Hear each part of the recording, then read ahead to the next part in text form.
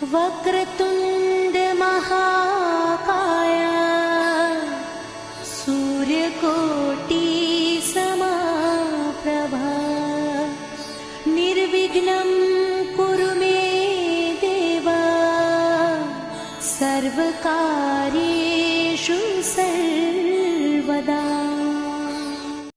Hello my dear students class 10th पिला माने समस्त को मुनासर स्टडी पॉइंट को वेलकम। बहुत बढ़िया कथा पिला माने तुम समस्त वीडियो गुडी को आरंभ शेष पर्यटन देखुच से बहुत बहुत धन्यवाद। आउ कथा हो पिला माने सब तुम एमती वीडियो गुडी को देख लाइक शेयर सब्सक्राइब एंड सब तुम प्ले करूथा। कथा हो आज आम गोटे नुआ चैप्टर को प्ले नहीं तुम लाइफ साइंस बहिर जीव विज्ञान बहिर प्रथम अध्याय विषयटा नाम हूँ पोषण न्यूट्रिशन को नहीं आम तार विषय आज आम आलोचना करवा कहीं आम दैनंदिन जीवन में यार आवश्यकता पिले बहुत अच्छे आम जाचे। तो आज इंट्रोडक्शन को बुझा कौन देती पिले विषय वस्तु को जीवा। देख शरीर में समन्वित भाव होता असंख्य जैव रासायनिक प्रक्रिया जोगु जीवनर धारा पिले अब्याहत रही थाए। समन्वित भाव माने समतिक भितर समन्वय रोचे पाकस्थली फुसफुस यकृत आमर हृत्पिंड जहाँ भी आमर इंटरनाल रही सब अंग गुड़िक रही से भर गोटे समन्वयता रही जहाँफल पिले जीवन धारा एजावत पर्यंत अब्याहत पिले रही। यही सब प्रक्रिया पाई शक्ति पिले आवश्यक। ये जहाँ सब प्रक्रिया कौन आम शरीर भितर चली पिले कौन दरकार शक्ति दरकार ना नहीं। ता छड़ा कोष टिश्यू तथा अंग प्रत्यंगर गठन अर्थात शरीर गठन पाई एवं शरीर वृद्धि और मरामती बा क्षय पूरण निमंते विभिन्न उपादान पिले दरकार। जीवर खाद्य ए समस्त चाहिदा पूरण करिथाए। शक्ति आहरण उपादान संग्रह पोषण जरिया पिले होता है। ये जो शक्ति आहरण करने कथा है उपादान संग्रह करने कथा है आमर खाद्य समस्त चाहिदा पूरण पाई सबुर मूलर कारण पिले हूँ किए ना पोषण पिले जरिया यह होता है। सबुज उद्भिद आलोक श्लेषण प्रक्रिया जोटा कि आम इंग्राजी में कहे फोटोसिंथेसिस प्रक्रिया रे निज खाद्य निजे पिले से प्रस्तुत करिथांती। तेणु परिवेश आवश्यक पोषक मध्य से ग्रहण करिथांती।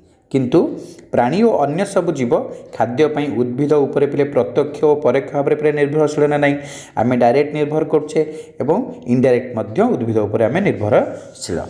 सेमाने उद्भिद द्वारा प्रस्तुत और गच्छित पदार्थ को बा अन्य प्राणी मानक खाद्य रूपे पिले ग्रहण करिथांती। हाँ कि नहीं तेल खाद्य साधारणतः जटिल अवस्था थाए। जीव शरीर मध्य एक सरल उपादान परिणत होई सबु अंग प्रत्यंग उपलब्ध होता है। सेठारे सरल खाद्यर दहन बा जारण बा ऑक्सीडेशन घटी से पिले शक्ति मोचित होता है पिले। ताले आम जानीगले शक्ति मोचन एक पिले तथाकथित ध्वंसात्मक प्रक्रिया पिले डिस्ट्रक्टिव एटा पिता कह जाए। शक्ति मोचन हवा बा तथाकथित एक ध्वंसात्मक प्रक्रिया यह अपचयर एक उदाहरण हो पारे। कैटाबोलिज्म पिता कहते अपचय। सेपरि खाद्यरू शरीर गठन पाई गठन आदि पाई आवश्यक उपादान सृष्टि हेबा एक गठनमूलक बा कंस्ट्रक्टिव प्रक्रिया पिले यह पिले चय बोली कह जाए आनाबोलिज्म बोली कह जाए। गोटे कैटाबोलिज्म आ गोटे पिले हूँ आनाबोलिज्म चय आ गोटे पिले हूँ कौन अपचय है पिले। चय और पचय दुईटी शब्द को जो जोड़ीदेवा ता पिले हम चयापचय मेटाबोलिज्म। ताले catabolism plus anabolism is an equal metabolism. मन रखिले पिला माने यह जीव शरीर में सब बेले चली थाए पिले अहरह चली थाए। मेटाबोलिज्म प्रक्रिया सब पिले चली थाए। सुतरां जीव को सक्रिय और जीवंत रखिबारे यह महत्वपूर्ण भूमिका पिले रही चय एवं अपचयर। एथुरु स्पष्ट हुए जे बंची रहिबा जीवर खाद्य पिले आवश्यक होता है। आम कौन जानीपारे ये जो चय अपचय कथा बर्तमान पिले बुझिले जहाँकि जीव को सक्रिय और जीवंत रखिबारे महत्वपूर्ण भूमिका ग्रहण कला। ये जो ग्रहण कला जो आम बंची रही जीवन कौन दरकार पिले खाद्य आवश्यक होता है ना नहीं निश्चिंत। तापर आम पिले आलोचना करिबा कौन खाद्यर प्रकार भेद रासायनिक गठन कार्य और शक्ति प्रदानकारी क्षमता उपर निर्भर करी क्या निर्भर करी मन रख रासायनिक गठन एक रे दुई है कार्य तीन है शक्ति प्रदानकारी क्षमता उपर निर्भर करी आमे खाउतबा खाद्य को मुख्यतः 6 प्रकार रे विभक्त करा जायछि पिला माने। ताले क्या को आधार करी पिले हैला प्रथम है रासायनिक गठन दुई रे कार्य और शक्ति प्रदानकारी क्षमता उपरे निर्भर करी एक है गठन रासायनिक गठन, दुई रे कार्य, तीन है शक्ति प्रदानकारी क्षमता उपर निर्भर करी आमे खाउतबा खाद्य को मुख्यतः 6टी प्रकार रे पिले विभक्त करा जाई अछि। तन्मध्यरु पिले बर्तमान आमे गोटे विषय आलोचना करिबा ता होछि श्वेतसार जाको कार्बोहाइड्रेट्स बेली कहा जाई थाए। शर्करा एवं मंडद जोटा कि सुगार्स एंड स्टार्च आमे खाउतबा खाद्यर प्रधान श्वेतसार पिले आम खाद्य जो खाऊचे आमे जो श्वेतसार जातीय खाद्य खाऊचे ता भीतर दुईटी मुख्य उपादान है किए शर्करा एवं मंडद। आलू भात रुटी रे प्रचुर परिमाण रे पिले मंडद थाए, चीनी गुड़ आदि रे पिले सुक्रोज थाए और फलरस पनीपरिया थाए पिले कौन ग्लुकोज जातीय श्वेतसार अधिक परिमाण रे थाए। श्वेतसार आमे सहजरे पिले शक्ति आहरण करिथाउ। ग्लुकोज संकेत पिले मन रख C6H12O6 एटा होची ग्लुकोज संकेत रे रही पिले किए तीनटा मौलिक पिले रही आमर कार्बन रही उद्जान रही अम्लजान रही। कार्बन रही पिले केते C6 आउ हाइड्रोजन है H12 एटा होची O6 एभली माने पिले रही। ताले कोशीय शोषण जो सेलुलार रेस्पिरेशन बेले ग्लुकोजर जारण फल अंगारकाम्ल और अंगारकाम्ल संकेत पिले CO2 और जल रोचे पिले किए H2O। अंगारकाम्ल और जल सृष्टि होगा सह शक्ति पे निर्गत होता है। मन रख 1 ग्राम श्वेतसार प्राय 16 किलो जूल शक्ति पिले निर्गत होता है। मन रख 1 किलो जूल कहले 1000 जूल को पिले बुझा जाए, 16 किलो जूल कहले 16,000 जूल को पिले बुझा जाए। परीक्षा बेले बेले तुमको पचरा जाए 1 ग्राम श्वेतसार प्राय केते जूल शक्ति निर्गत हुए ताल तुम 16,000 जूल बोली कहबो, केते किलो जूल शक्ति निर्गत हुए 16 किलो जूल बोली तुम्हें कहि परिबो। ओके पिला माने तापर आमे जिबा पुष्टिसार प्रोटीन्स कौन अच्छे देखा आलोचना करवा।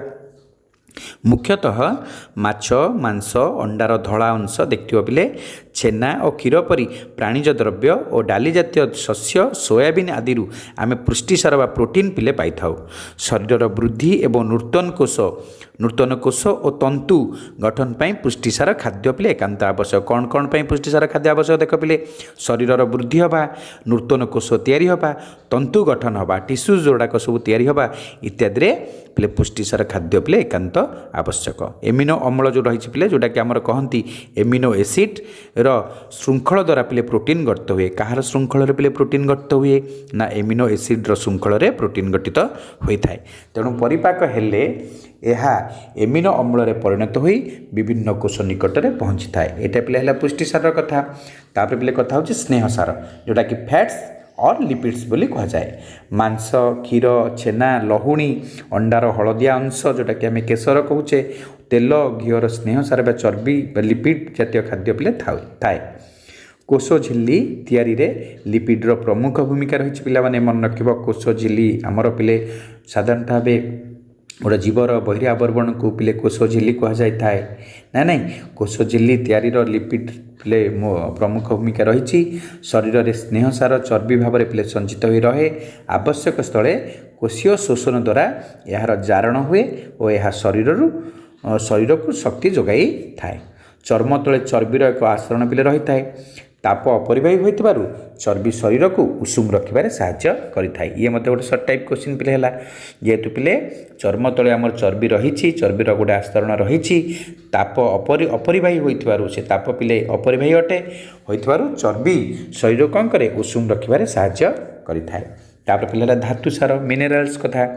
शरीर गठन पाई विभिन्न धरणर धातुसार यथा लौह, calcium, iodine, phosphorus, sodium, potassium आदि पिले कौन आवश्यक। ताले मन रख धातुसार भितर कौन कौन आम निहाती दरकार, लौह दरकार, कैल्शियम दरकार, आयोडीन दरकार, फस्फरस, सोडियम, पोटासियम आदि आवश्यक।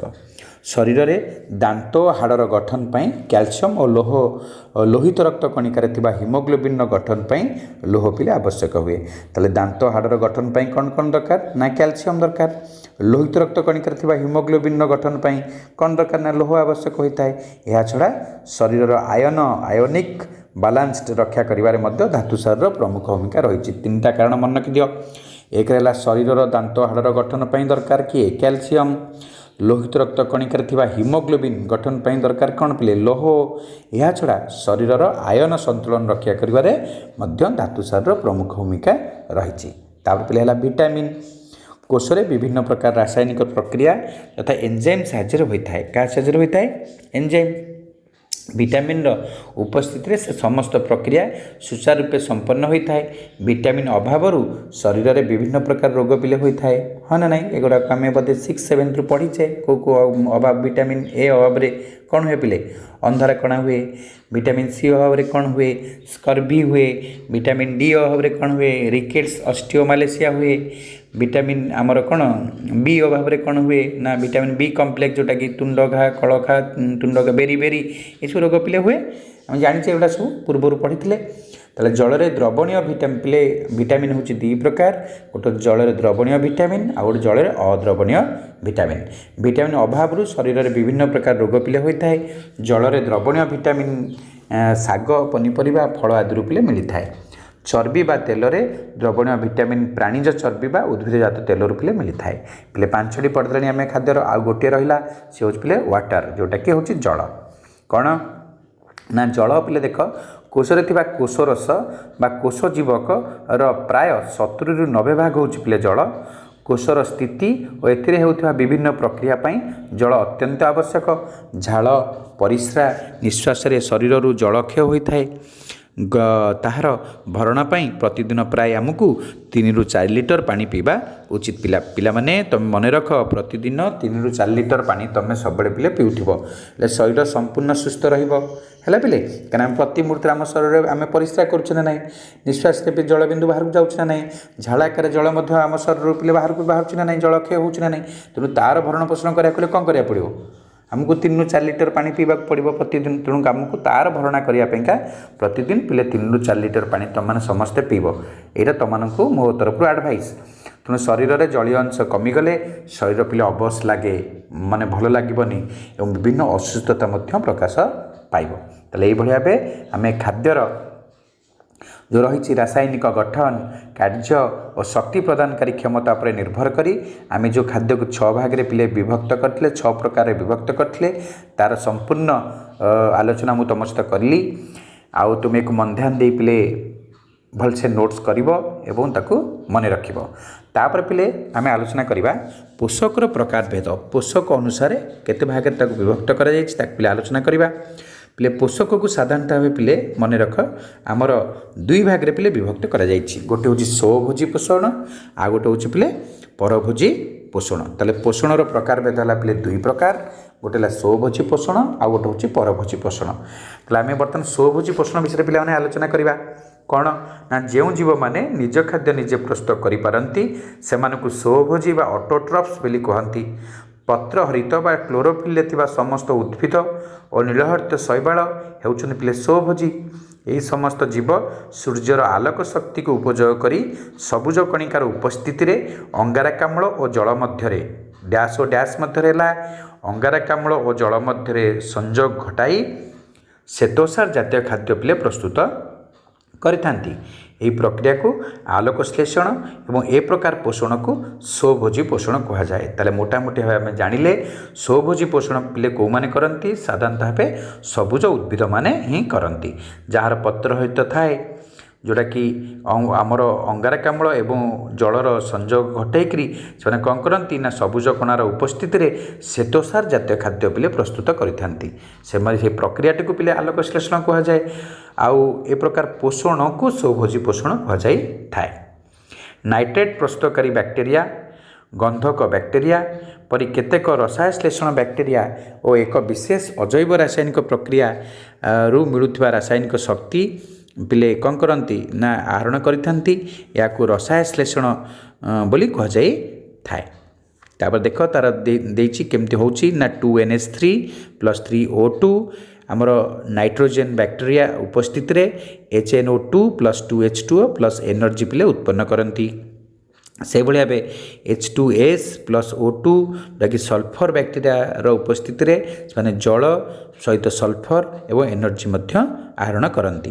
ताले रसायन श्लेषण बैक्टेरिया रासायनिक शक्ति आहरणर ये 2टी पिले दिखाई तार केमिकल इक्वेशन ताकू तुम मन रखा पड़ो।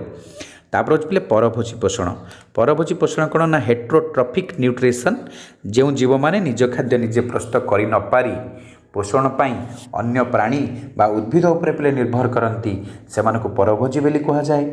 समस्त प्राणी माने आमे माने मध्य तन्मध्य रहिले तले प्राणी मलांग निर्मूली राफ्लेसिया आदि परजीवी उद्भिद कवक एवं अधिकांश बैक्टेरिया परभोजी श्रेणी अंतर्भुक्त अटंती। यही जीव मानकर पोषण प्रणाली को परभोजी पोषण पिला माने कह जाई थाए। परभोजी पोषण मुख्यतः पिले केते प्रकार हैला 4 प्रकार केते प्रकार 4 प्रकार। ताले मन रख परभोजी पोषण क्या कह जाए ना जो जीव माने निज खाद्य निजे प्रस्तुत कर न पारी पोषण पाई अन्य प्राणी बा उद्भिद उपरे निर्भर करती से परभोजी पोषण बोली कह जाई थाए। समस्त प्राणी मलांग निर्मूली राफ्लेसिया आदि परजीवी उद्भिद कवक एवं अधिकांश बैक्टेरिया परभोजी श्रेणी अंतर्भुक्त अटंती। ताले यही जीव मानकर पोषण प्रणाली को कौन कह जाए पिला माने परभोजी पोषण कह जाई थाए। ताले परभोजी पोषण को मुख्यतः आमर 4 प्रकार रे पिले विभक्तिकरण करा जायछि। तार विषय आम आलोचना बर्तमान करबा। देख पिले बर्तमान आम जानिले परभोजी पोषणर प्रकार भेद है 4 प्रकार। एक हूँ पिले प्राणी सम पोषण हालोजोइक न्यूट्रिशन कौन ना परजीवी प्राणी मानू छाड़ी अन्य समस्त प्राणी एही प्रणाली रे अन्य उद्भिद व प्राणी मानू संपूर्ण अथवा आंशिक भाव में खाद्य रूपे ग्रहण करिथांती। यह हूँ प्राणीय बा प्राणी सम पोषण। परिपाक परे सरलीकृत खाद्यर आत्मीकरण बा अंतःग्रहण होता है। यह शरीर गठन और शरीर को कार्यक्षम रखिबारे सहायक होता है। तो देख शुण कौन यहाँ ना परजीव प्राणी मानू छाड़ी माने परजीव प्राणी जो मान रहिले से मानू छाड़ी अन्य समस्त प्राणी परजीव प्राणी माने कहले किए क्या परजीव प्राणी आम कहवा ना से उंकुणी टिंक एवं परजीव पिले एवं आम बर्तमान जो परजीव कथा पढ़ुले बर्तमान कौन जो आमर निर्मूली आमर प्राणी मलांग राफ्लेसिया एम सब पिले परजीवी उद्भिद बा प्राणी एम सब हेले ताहले ताकु सेमानकु छाड़ी आमर जो रहिले अन्य प्राणी माने जो मान रहिले से कौन करती प्रणाली अन्य उद्भिद प्राणी मानक कौन करती संपूर्ण अथवा आंशिक भाव में खाद्य रूपे ग्रहण करती। यह हूँ प्राणीय बा प्राणी सम पोषण बोली कह जाए।